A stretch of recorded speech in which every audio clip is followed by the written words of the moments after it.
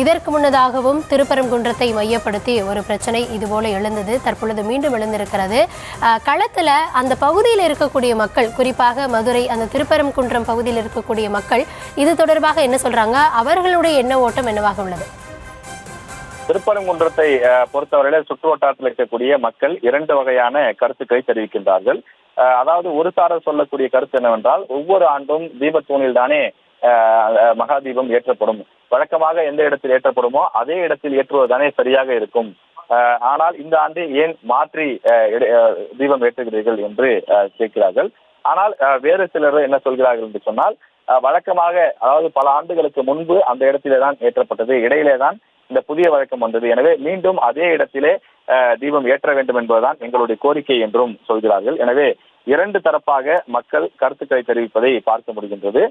எனவேதான் தமிழக அரசு இந்த விவகாரத்திலே எந்த ஒரு உறுதியான முடிவும் எடுக்க முடியாத ஒரு சூழல் இருப்பதாகவும் தெரிகிறது. காரணம், எந்த ஒரு முடிவை எடுத்தாலும் அது யாராவது ஒரு தரப்புக்கு சங்கடத்தை ஏற்படுத்தும், மன வருத்தத்தை கொடுக்கும்.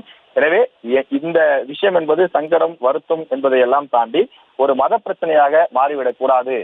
ஏனென்றால் அருகிலேயே இஸ்லாமியர்கள் வழிபடக்கூடிய சிக்கந்தர் மலை என்று அறிவிக்கக்கூடிய மற்றொரு இடம் இருக்கின்றது. எனவே அந்த இடத்தில் எதிர்காலத்தில் ஏதாவது பிரச்சனை வந்து விடுமோ என்ற ஒரு தயக்கம் இருக்கின்றது. எனவே அது போன்ற எந்த ஒரு விஷயமும் ஏற்பட்டு விடக்கூடாது. மத நல்லிணக்கம் என்பது தமிழ்நாட்டினுடைய ஒரு உயிர் மூச்சாக இருக்கின்றது.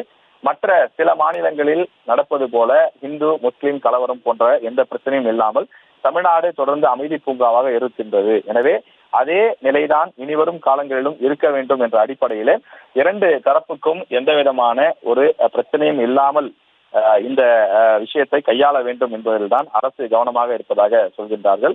எனவே மத ரீதியான பதற்றத்தை உருவாக்குவதற்காக நேற்றைய தினம் முயற்சிகள் நடைபெற்றதாக தெரிவிக்கப்பட்டிருக்கக்கூடிய நிலையில பாதுகாப்பு அளிப்பதற்காகத்தான் சிஐஎஸ்எஃப் வீரர்கள் எப்படி உத்தரவிட முடியும் என்றும் தமிழக அரசு சார்பில் தற்போது கேள்வி எழுப்பப்பட்டிருக்கிறது.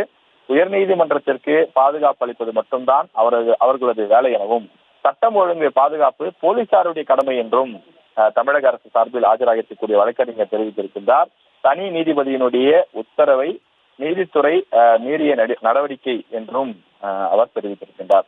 மிகவும் துரதிருஷ்டவசமான உத்தரவு. ஜி.ஆர். சுவாமிநாதன் அவர்கள் நேற்று கொடுத்த அந்த தீர்ப்பு என்பது துரதிருஷ்டவசமானது என்றும் தற்போது தமிழக அரசு சார்பில் அரசு வழக்கறிஞர் தெரிவித்திருக்கிறார்.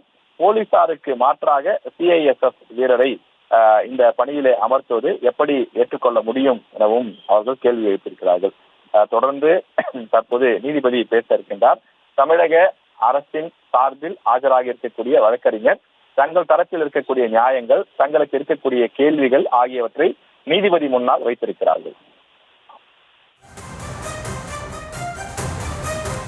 ராஜேஷ், இந்த சம்பவத்தை அடுத்து பல்வேறு அரசியல் கட்சிகளும் தங்களோட கருத்துக்களை சொன்னாங்க. ஒரு மதத்திலான மத நம்பிக்கையை அரசியலாக்க கூடாது, அது தொடர்பான ஒரு பதற்றத்தை தமிழகத்தில் ஏற்படுத்தாதீங்க அப்படின்னு காங்கிரஸ், மதிமுக உள்ளிட்ட கட்சிகள் கண்டனத்தை பதிவு செஞ்சிருந்தாங்க. இந்த நிலையில் தமிழக அரசானது ஒரு மத ரீதியான பதற்றத்தை உருவாக்க அங்கே முயற்சி மேற்கொண்டதா சொல்லியிருக்காங்க இல்லையா? இதை நம்ம எப்படி பார்க்கலாம்?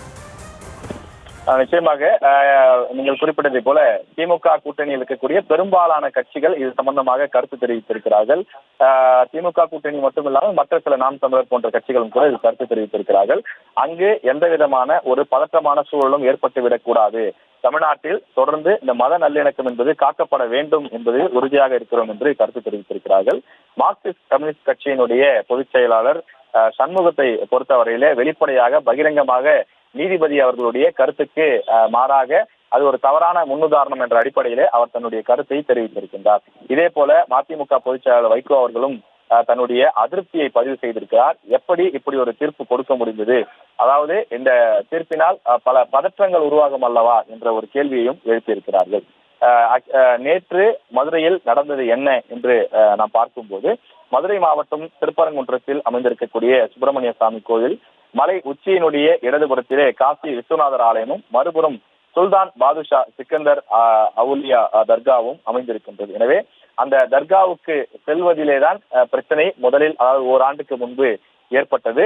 ஒவ்வொரு ஆண்டும் கார்த்திகை தீப நாளில் சுப்பிரமணிய சாமி கோயிலில் இருக்கக்கூடிய பிள்ளையார் கோவிலில் தீப மண்டபம் இருக்கிறது. அந்த தீப மண்டபத்தில் தீபம் ஏற்றுவதுதான் வழக்கமாக இருந்து வருகிறது. இந்த நிலையில மலை உச்சியில் உள்ள தீபத்தூணில் தீபம் ஏற்ற வேண்டும் என்ற கோரிக்கையை இந்து அமைப்பினர் கடந்த ஓராண்டாகவே முன்வைத்து வருகிறார்கள்.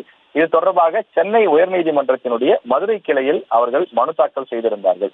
இதனை விசாரித்த மதுரை கிளையினுடைய நீதியரசராக இருக்கக்கூடிய GR சுவாமிநாதன் அவர்கள் திருப்பரங்குன்றம் மலை உச்சியில் இருக்கக்கூடிய தீபத்தூணில் கார்த்திகை தீபம்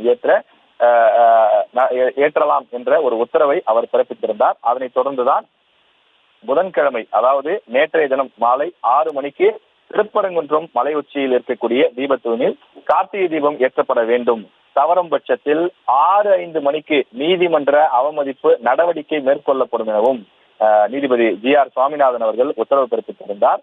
இதையடுத்து நீதிமன்றம் அந்த ஒரு கடுமையான உத்தரவை பிறப்பித்திருக்கக்கூடிய நிலையில திருப்பரங்குன்றம் மலை உச்சியிலே கார்த்திகை தீபம் ஏற்றுவதற்கு நீதிமன்றம் பிறப்பித்த அந்த உத்தரவை மறுபரிசீலனை செய்ய வேண்டும் என திருப்பரங்குன்றம் முருகன் கோவில் செயல் அலுவலர் அவர் மேல்முறையீடும் செய்திருந்தார். இந்த நிலையில தான் திருப்பரங்குன்றம் மலையில பிள்ளையார் கோவில் அருகில் வழக்கம் போல அந்த பலத்த போலீஸ் பாதுகாப்புடன் கார்த்திகை தீபம் ஏற்றப்பட்டது. மலை உச்சியில் இருக்கக்கூடிய தீபத்தூணிலே தீபம் ஏற்றாததை கண்டித்து இந்து அமைப்பினர் போராட்டத்தில் ஈடுபட துவங்கினார்கள்.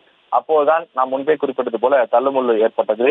குறிப்பாக திருப்பரங்குன்றம் கோவில் 16 கால் மண்டபம் அருகே காவல்துறையினர் அமைத்திருந்த தடுப்பு வேலிகளை தாண்டி கோவிலுக்குள் முன்னோக்கி அந்த பக்தர்கள் மற்றும் இந்து அமைப்பை சார்ந்தவர்கள் எல்லாம் செல்ல முயற்சி செய்தார்கள். இதில் சிலருக்கு காயம் ஏற்பட்டது. உயர்நீதிமன்றம் அளித்த இடத்தில் இரவு 8 மணி வரை தீபம் ஏற்றப்படவில்லை. இந்த நிலையில்தான் கோவில் நிர்வாகம் தீபத்தூணில் மகா தீபத்தை ஏற்ற எவ்வித முயற்சியும் மேற்கொள்ளவில்லை என கூறி மனுதாரர்களில் ஒருவரான ராம ரவிக்குமார் நீதிமன்ற அவமதிப்பை தொடர்ந்தார். இதனை விசாரித்த நீதிபதி GR சுவாமிநாதன் திருப்பரங்குன்றம் மலை உச்சியிலே தீபம் ஏற்ற மனுதாரர் ராம ரவிக்குமாருக்கு அனுமதி வழங்கி உத்தரவிட்டார். தன்னுடன் அவர் 10 பேரை அழைத்து செல்லலாம் எனவும் அதற்கு பாதுகாப்பாகத்தான் CISF வீரர்கள் அவர்களுக்கு பாதுகாப்பு வழங்க வேண்டும் எனவும் நீதிபதி GR சுவாமிநாதன் தெரிவித்திருந்தார். இந்த விவகாரத்திலே தான் தற்போது இந்த மேல்முறையீடு செய்யப்பட்டு தற்போது தமிழக அரசு தங்கள் சார்பிலே தங்கள் தரப்பு நியாயங்களை அவர்கள் நீதிபதிகள் முன்னால் வைத்துக் கொண்டிருக்கிறார்கள். நீதித்துறையை மீறிய ஒரு நடவடிக்கை நேற்றைய தினம் நடைபெற்றிருக்கிறது என்று பகிரங்கமாக குற்றச்சாட்டு முன்வைக்கப்பட்டிருக்கின்றது. காவல்துறையினர் நேற்றைய தினம் நடைபெற்ற தள்ளுமுள்ளில் தாக்கப்பட்டார்கள் என்றும் தெரிவிக்கப்பட்டிருக்கிறது. நேற்றைய தினம் திருப்பரங்குன்றத்தில் பேரிகார்டுகள் உடைக்கப்பட்டது எனவும் தனி நீதிபதியின் உத்தரவு என்பது நீதித்துறையை மீறிய நடவடிக்கை எனவும் தமிழக அரசு சார்பில் வாதங்கள் வைக்கப்பட்டிருக்கிறது. தனி நீதிபதி GR சுவாமிநாதன் உத்தரவு ஏற்றுக்கொள்ள முடியாது எனவும் போலீசாருக்கு மாற்றாக CISF வீரர்கள் இருக்க முடியாது எனவும் தமிழக அரசு சார்பில் வாதங்கள் வைக்கப்பட்டுள்ளது.